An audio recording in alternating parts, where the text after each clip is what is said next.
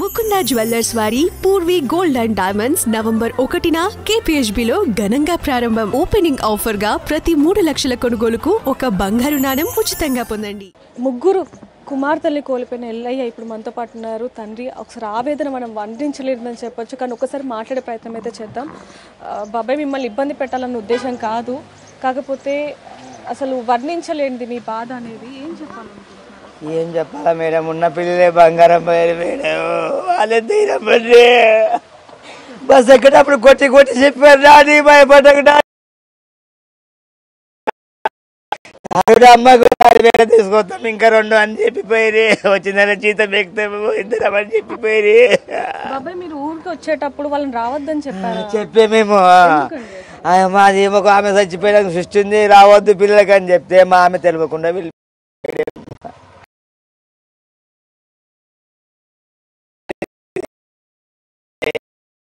మీరు రావద్దమ్మా, హైదరాబాద్ ఉండండి, మీరు రావద్దు అని చెప్పాను.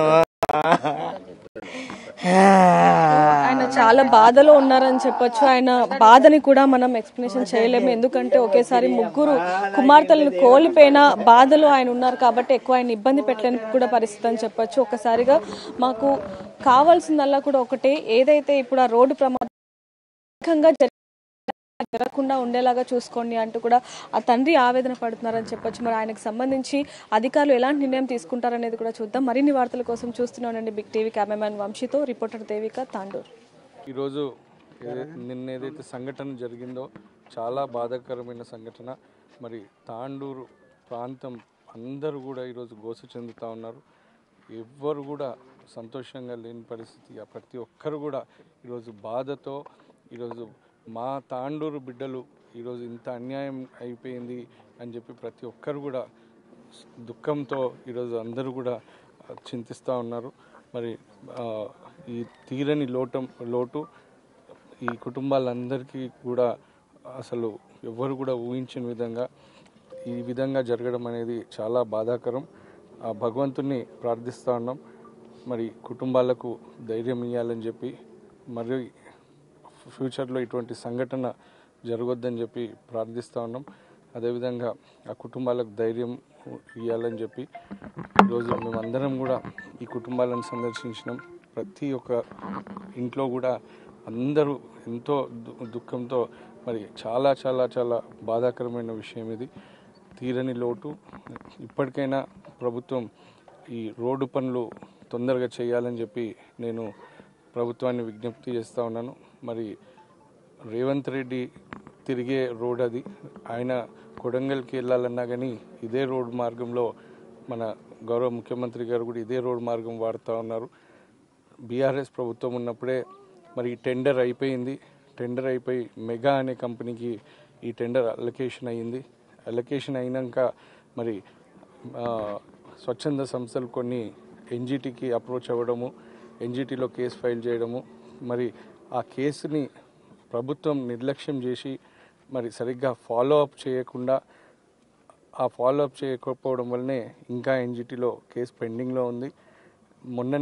నిన్న తెలిసిన విషయం ఏంటంటే 2-3 రోజులైంది మరి ఎన్జిటి నుంచి ఫైల్ క్లియర్ అయింది అని చెప్పేసి. ఇప్పటికైనా ప్రభుత్వం కన్ను తెరిచి తొందరగా, ఇప్పుడు హైదరాబాద్ చుట్టూ ఉన్న రోడ్లన్నీ కూడా విస్తరణ ఆల్రెడీ అయిపోయినాయి. మరి మా బీఆర్ఎస్ ప్రభుత్వం ఉన్నప్పుడు ఇప్పటికైనా మా చేవెళ్ళ రోడ్ ఏదైతే ఉందో ఈ రోడ్డుని వెంబటే మీరు పనులు ప్రారంభించాలి. ఇంకొకసారి ఇటువంటి సంఘటన తావు లేకుండా చూడవలసిన బాధ్యత ప్రస్తుత ప్రభుత్వానికి ఉంది. అదేవిధంగా మరి బాధిత కుటుంబాలు ఎవరెవరైతే చనిపోయినారో వాళ్ళందరికీ కూడా మరి ఇప్పటిదాకా ప్రభుత్వం నుంచి ఎక్స్గ్రేషియా అనేది గౌరవ ముఖ్యమంత్రి గారు ప్రకటించలేదు. అది కూడా చాలా బాధాకరమైన విషయం. మరి నేను తాండూరు ప్రజల తరఫున, ఈ బాధిత కుటుంబాల తరఫున నేను గౌరవ ముఖ్యమంత్రి గారితో విజ్ఞప్తి చేస్తూ ఉన్నాను. మీరు ఈ కుటుంబాలను ఆదుకోవాలి, ఈ కుటుంబాలకు ఎక్స్గ్రేషియా ఇచ్చి మరి ఆ కుటుంబాలకు సహకారం చేయాలని చెప్పి నేను తాండూరు ప్రజలందరి తరఫున మనస్ఫూర్తిగా విజ్ఞప్తి చేస్తున్నాను. ఏదైనా ఈరోజు తాండూరు ప్రాంతం మొత్తం కూడా, అంటే ఈ కుటుంబాలే కాదు తాండూరు ప్రజలందరూ కూడా మరి నిన్నటి నుంచి చాలా చాలా బాధతో ఉన్నారు. మరి అందరికీ కూడా ఆ భగవంతుడు ధైర్యం ఇవ్వాలని చెప్పి ఆ భగవంతుని ప్రార్థిస్తూ మేమందరం కూడా ఆ కుటుంబాలకు అండగా నిలబడుతున్నాం. తప్పకుండా మరి ఫ్యూచర్లో కూడా ఎటువంటి సంఘటన జరగొద్దని చెప్పి ఆ భగవంతుని ప్రార్థిస్తూ ఉన్నాను. సార్, ఎంతోమంది నిరాశ్రయులు బీఆర్ఎస్ ప్రభుత్వం పార్టీ తరఫున మీరేమన్నా చర్యలు వాళ్ళని అడ్డుకోనికి అండగా ఉండడానికి? నేను నా తరఫున నేను స్వయంగా నేను ఎంతో కొంత సాయం చేయడం జరిగింది ఈ కుటుంబాలన్నిటికీ.